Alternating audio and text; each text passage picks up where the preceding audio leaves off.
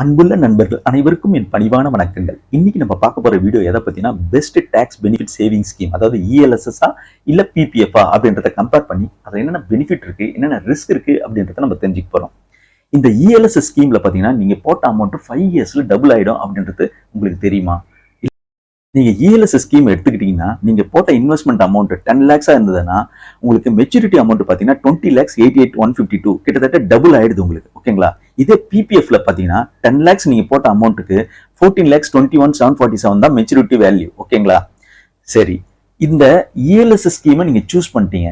அதை எப்படி செலக்ட் பண்றது, எது பெஸ்ட் இஎல்எஸ்எஸ் ஸ்கீம் அப்படின்றது தெரிஞ்சுக்கிறதுக்காக அதையும் நம்ம வந்து கடைசியில அந்த வீடியோ கடைசியில அதையும் நம்ம பார்க்க போறோம். அதுக்கான டிப்ஸ் நான் கொடுக்க போறேன். ஓகேங்களா? அடுத்ததா இதுல வந்து இன்னொன்னு நம்ம தெரிஞ்சுக்கலாம். பெஸ்ட் இன்வெஸ்ட்மெண்ட் ஸ்கீம்ஸ் எது எது இருக்கு, ஹையஸ்ட் இன்ட்ரெஸ்ட் ரேட் எதெல்லாம் கொடுக்குது அப்படின்றதையும் நம்ம ஒரு சின்ன ஸ்லைடை பார்க்க போறோம். நிறைய பேர் பாத்தீங்கன்னா அவங்களுடைய மந்த்லி இன்கம் இல்லைன்னா அவங்களுடைய சேலரி இன்க்ரீஸ் ஆகும்போது தேவையில்லாம கவர்மெண்ட்டுக்கு இன்கம் டேக்ஸ் கட்டிட்டு இருப்பாங்க. இன்னொரு வகையான மக்கள் பாத்தீங்கன்னா இந்த டாக்ஸ் பெனிஃபிட் சேவிங் ஸ்கீம் சொன்னாவே இன்ட்ரெஸ்ட் ரேட் வந்து கம்மியா இருக்கும் அப்படின்னு ஒரு அவங்களுடைய ஒரு பர்செப்ஷன், அதாவது ஒரு அனுமானம் அவங்களுக்கு. ஸோ அதனால இந்த வீடியோ வந்து இது எல்லா டவுட்டையும் கிளியர் பண்றதுக்காக நீங்க வந்து கடைசி வரைக்கும் ஸ்கிப் பண்ணாம பாருங்க. கூடவே நான் ஒர்க் அவுட்டும் எக்ஸாம்பிளோட நான் உங்களுக்கு சொல்றேன். கம்பாரிசனுக்கு வந்து ரெண்டுத்தோடைய ஒர்க் அவுட்டும் நான் சொல்றேன். அதனால இந்த வீடியோ உங்களுக்கு ரொம்ப ரொம்ப யூஸ்ஃபுல்லா இருக்கும். வாங்க வீடியோக்குள்ள போலாம்.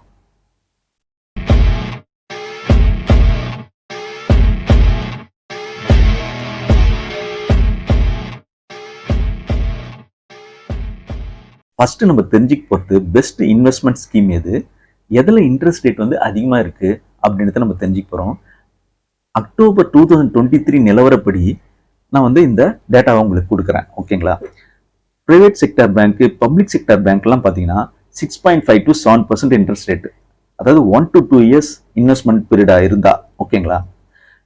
அதே ஸ்மால் ஃபைனான்ஸ் பேங்க்னு எடுத்துக்கிட்டீங்கன்னா 7 to 8.5% கொடுக்குறாங்க 1 to 3 years இன்வெஸ்ட்மெண்ட் பீரியட் இருக்கும்போது. ஓகேங்களா? நிறைய பேர் பார்த்தீங்கன்னா இந்த ஸ்மால் ஃபைனான்ஸ் பேங்க்னாவே நிறைய பேர் வந்து பயப்படுவாங்க. நீங்க தெரிஞ்சுக்க வேண்டியது ஒன்னே ஒண்ணுதான். இந்த ஸ்மால் ஃபைனான்ஸ் பேங்காக இருந்தாலும் இல்லை ப்ரைவேட் பேங்க் எதுவாக இருந்தாலும் இல்லை பப்ளிக் பேங்காக இருந்தாலும் சரி, எல்லாரும் பார்த்தீங்கன்னா ஆர்பிஐ கண்ட்ரோலில் இருக்கா மட்டும் நீங்கள் கன்ஃபார்ம் பண்ணிட்டீங்கன்னா அந்த பேங்க்ஸ்ல எல்லாம் பார்த்தீங்கன்னா டெபாசிட்டரோட அமௌண்ட் வந்து அப் டு 5 lakhs வந்து இன்சூர் பண்ணியிருப்பாங்க. அதனால பேங்கே திவால் ஆனாலும் நீங்க வந்து கவலைப்பட வேண்டிய அவசியமே கிடையாது. ஓகேங்களா? இன்னொரு விஷயம் நீங்க தெரிஞ்சுக்க வேண்டியது என்னன்னா, அப் டு 5 lakhs வரைக்கும் நீங்க ஒவ்வொரு பேங்க்லயும் வந்து இன்வெஸ்ட் பண்ணிக்கலாம். அதுக்கு மேல போற பட்சத்தில் தான் கொஞ்சம் ரிஸ்க். ஓகேங்களா? ஸோ பேங்கே திவால் ஆனாலும் உங்க amount safe up to 5 lakhs அப்படின்றத நீங்க புரிஞ்சுக்கணும். ஓகேங்களா? ரெண்டாவது விஷயம், இந்த ஸ்மால் ஃபைனான்ஸ் பேங்க்னு சொல்லும்போது நிறைய பேருக்கு வந்து அதுல பயம் இருக்கும். அதுவும் பார்த்தீங்கன்னா ஆர்பிஐ கண்ட்ரோல்ல நிறைய பேங்க் இருக்கு. ஃபார் எக்ஸாம்பிளுக்கு ஜனாப் பேங்க் இருக்கு, ஸ்மால் ஃபைனான்ஸ் ஜனாப் பேங்க் இருக்கு, அப்புறம் வந்து சூரியோதய் பேங்க் இருக்கு, உஜ்வல் ஸ்மால் ஃபைனான்ஸ் பேங்க் இருக்கு. இப்படி அந்த பேங்க்ஸும் வந்து இன்னைக்கு நல்லா பெர்ஃபார்ம் பண்ணின்னு வராங்க. ஓகேங்களா? ஸோ அது மாதிரி பேங்க்ஸில் கூட நீங்க இன்வெஸ்ட் பண்ணலாம். ஓகேங்களா? ஆனா நீங்க 5 lakhs வரைக்கும் தான் ரிஸ்க் எடுக்கிறது நல்லது. ஓகே, அது மட்டும் நீங்க ஞாபகம் வச்சீங்கன்னா போதும். ஓகே, அடுத்தது பாத்தீங்கன்னா போஸ்ட் ஆஃபீஸ் ஸ்கீம்ல வந்து பாத்தீங்கன்னா 6.9 to 7.7% வரைக்கும் உங்களுக்கு வந்து இன்ட்ரெஸ்ட் ரேட் கொடுக்குறாங்க. அந்த 7.7% என்பது பாத்தீங்கன்னா இந்த நேஷனல் சேவிங் ஸ்கீம்னு இருக்கு, அதுல கொடுக்குறாங்க. ஓகேங்களா? அது வந்து 5 years வந்து லாக்இன் பீரியட். ஓகேங்களா? அது ஞாபகம் வச்சுங்க. மீதில வந்து நார்மலா மினிமம் பாத்தீங்கன்னா ஒரு 6.9% கிடைக்குது. ஓகேங்களா? 5 years டெபாசிட் ஸ்கீம் இருக்கிறதுக்கு மட்டும்தான் வந்து உங்களுக்கு வந்து டாக்ஸ் எக்ஸம்ஷன் இருக்கு அப்படின்றத நீங்க புரிஞ்சுக்கணும். ஓகேங்களா? ஸோ எல்லா போஸ்ட் ஆஃபீஸ் ஸ்கீம்லயும் உங்களுக்கு வந்து டாக்ஸ் பெனிஃபிட் இருக்கான்னு கேட்டா இல்ல அப்படின்னு நீங்க 1 year 2 year டெபாசிட் பண்ணீங்கன்னா உங்களுக்கு அதுல வந்து டாக்ஸ் எக்ஸம்ஷன் கிடையாது அப்படின்றத நீங்க புரிஞ்சுங்க. ஆனா 100% சேஃபான இன்வெஸ்ட்மெண்ட் இது. ஓகேங்களா? அடுத்ததா பாத்தீங்கன்னா பிபிஎஃப்ங்க, அதாவது பப்ளிக் ப்ராவிடென்ட் ஃபண்டுங்க. இது வந்து பாத்தீங்கன்னா போஸ்ட் ஆஃபீஸ்லயும் இருக்கு, எல்லா பப்ளிக் செக்டர் பேங்க்லயும் இருக்கு. ஓகேங்களா? ஸோ அதனால வந்து அது எதுல வேணா நீங்க வந்து போய் இன்வெஸ்ட் பண்ணிக்கலாம். இதுல வந்து இன்ட்ரெஸ்ட் ரேட் எவ்வளவு இப்ப பிக்ஸ் பண்ணிருக்காங்க அப்படின்னு பாத்தீங்கன்னா லேட்டஸ்டா 7.1% தான். இது எதுவும் மாறாம இருக்கிறதால எனக்கு தெரிஞ்சு 4-5 வருஷமா இதே இன்ட்ரெஸ்ட் ரேட் தான் இருக்கு. ஓகேங்களா? இது வந்து 100% சேஃப். ஓகேங்களா? கவர்மெண்ட் பேக்டு ஒரு ஸ்கீம், அதனால இது 100% சேஃப். இதுலயும் வந்து டாக்ஸ் எக்ஸம்ஷன் பெனிஃபிட் இருக்கு. அதனால நிறைய பேர் பிபிஎஃப்லயும் இன்வெஸ்ட் பண்ணுவாங்க. ஓகேங்களா? இதையும் நீங்க புரிஞ்சுங்க. அடுத்ததா நம்ம பார்க்க போறது இந்த இஎல்எஸ்எஸ் ஸ்கீம். இது வந்து மியூச்சுவல் ஃபண்ட் ஸ்கீம். ஓகேங்களா?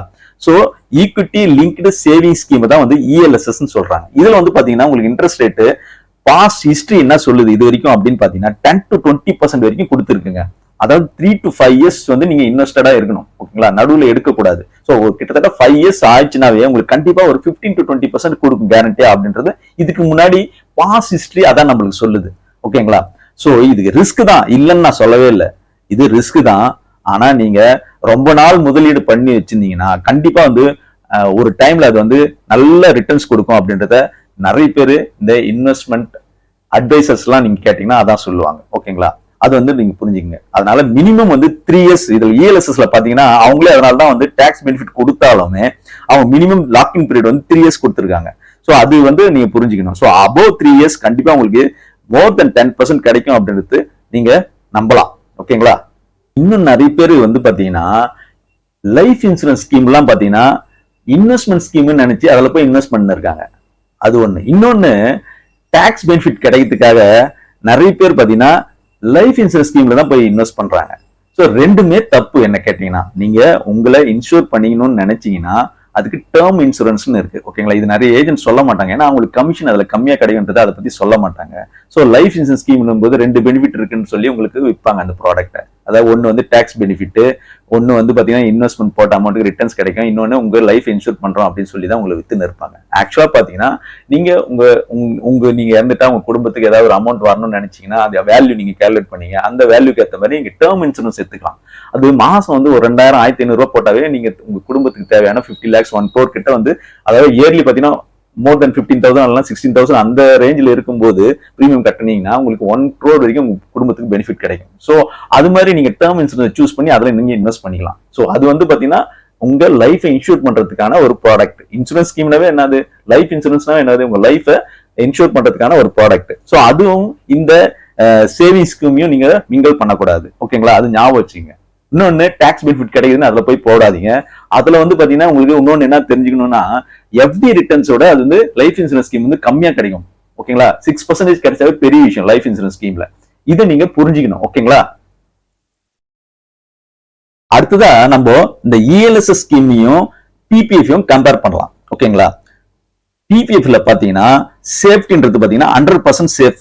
ஓகேங்களா, ஏன்னா அது வந்து government backed scheme. Okay, ELSS என்னும்போது லோ டு மாடரேட் ரிஸ்க் இருக்கிற ஸ்கீம். ஓகேங்களா, ஏன்னா அவங்க வந்து ஷேர் மார்க்கெட்ல இன்வெஸ்ட் பண்றாங்க. ஏன் லோ டு மாடரேட் ரிஸ்க் அப்படின்னு சொல்றாங்கன்னா 3 இயர்ஸ் நீங்க வந்து மினிமம் இன்வெஸ்ட் பண்ணிருக்கணும். ஓகேங்களா, அது நடுவில் எடுக்க முடியாது லாக்இன் பீரியட் மாதிரி. சோ அதனால 3 இயர்ஸ் மேல போனாவே ஓரளவுக்கு நீங்க வந்து ரிட்டர்ன்ஸ் எடுக்க முடியும் மியூச்சுவல் ஃபண்ட்ல. ஓகேங்களா, அது ஞாபகம் வச்சுங்க.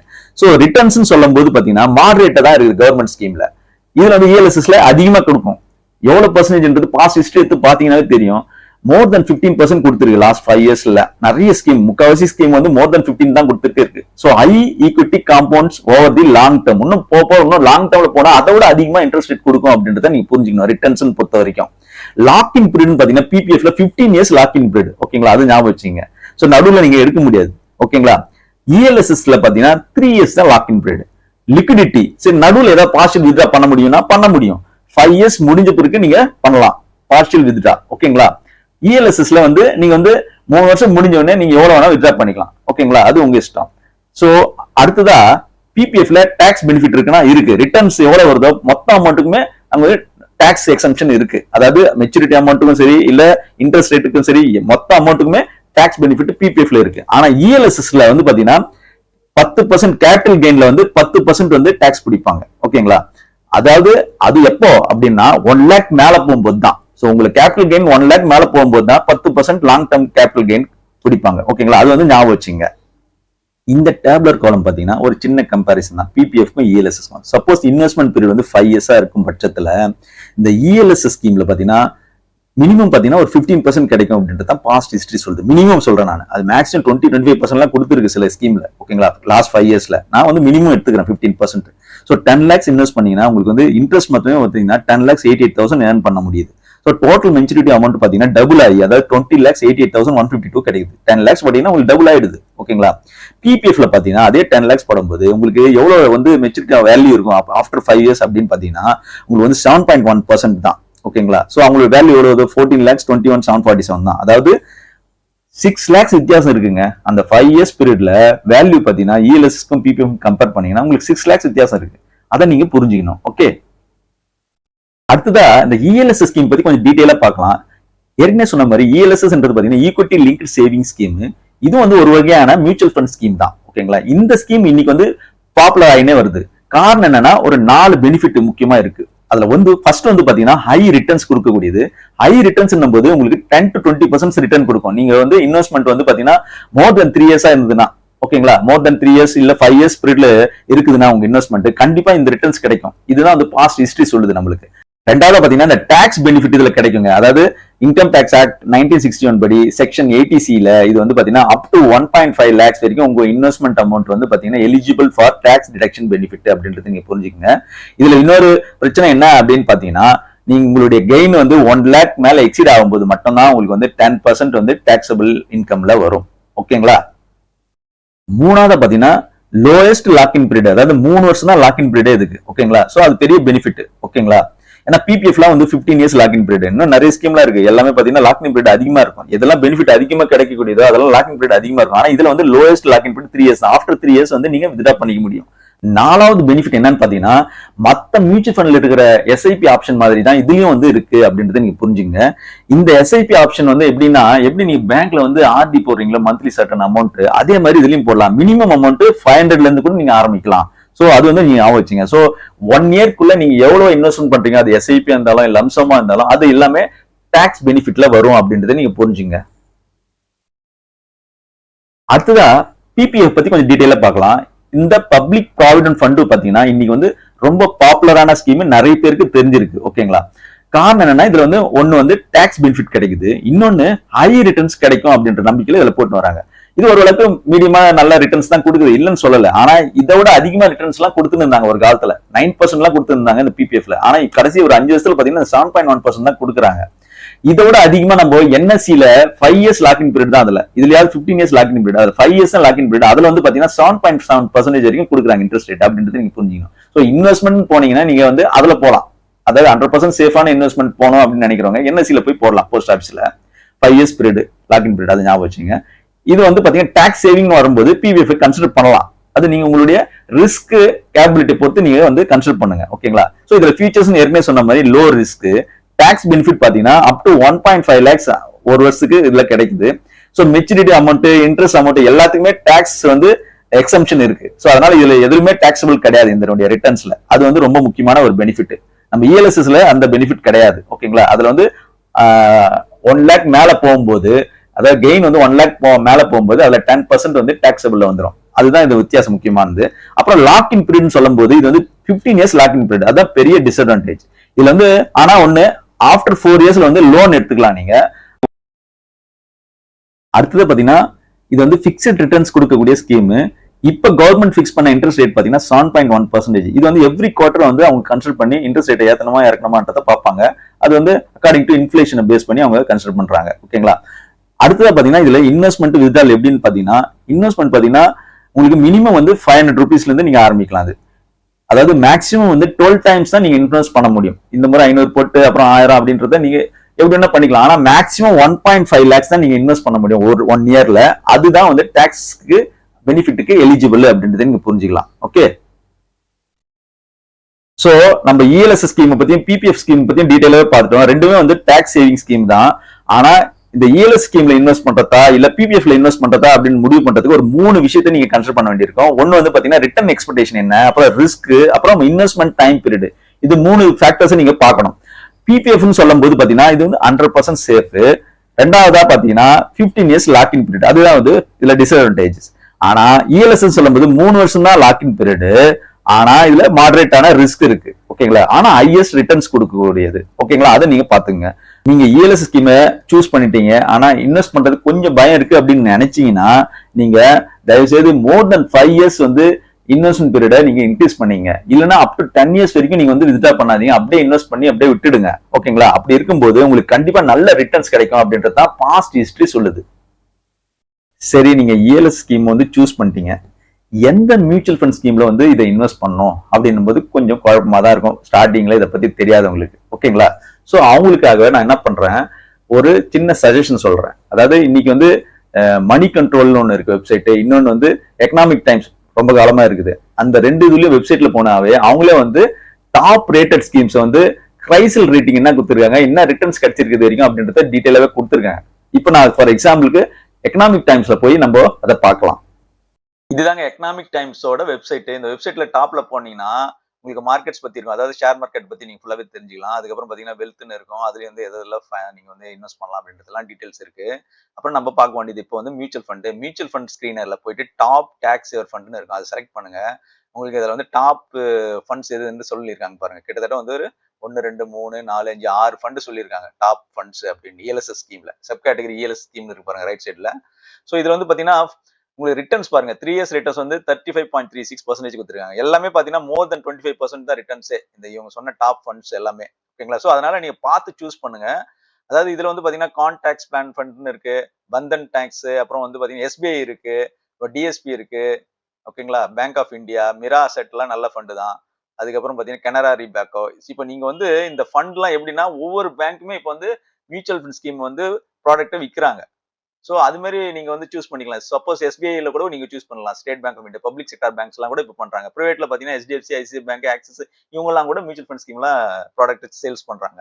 ஸோ அவங்க மூலியமா கூட நீங்க போயிட்டு அவங்க கிட்ட அந்த யார் வந்து ஃபைனான்சியல் அட்வைசரோ அவங்க கிட்ட கூட நீங்களே உங்களுக்கு தெரிஞ்ச யாராவது ஃபைனான்சியல் அட்வைசர் இருந்தா கூட அவங்க கிட்ட கூட ஒரு வார்த்தை கேட்டுக்கலாம். தப்பு கிடையாது. கேட்டு நீங்க இந்த ஃபண்டை எது பெஸ்ட்டோ அப்படின்றத நீங்க சூஸ் பண்ணிக்கலாம். ஓகேங்களா? ஸோ இந்த ஃபண்ட் இப்போ நீங்க சப்போஸ் இந்த ஃபண்ட் சூஸ் பண்றீங்க கான்டாக்ட் பிளான் பண்ண இதுக்குள்ள போனீங்கன்னா அந்த ஃபண்ட் பத்தி டீடைல்ஸ் எல்லாம் போட்டிருப்பாங்க. இதை கிளிக் பண்ணுங்க. கான்டாக்ட் பிளானோட டீடைல் கரண்ட் என்ஏவி என்ன, ரிட்டர்ன்ஸ் என்ன கொடுக்குது, எக்ஸ்பென்ஸ் ரேஷியோ இது எல்லாமே போட்டிருப்பாங்க. பிளஸ் வந்து பாத்தீங்கன்னா அந்த growth ரிட்டர்ன்ஸ் மட்டும் இல்ல ரேட் இது வந்து இன்னொன்னு ரிட்டர்ன் கம்பேரிசன்லாம் பண்ணுவாங்க.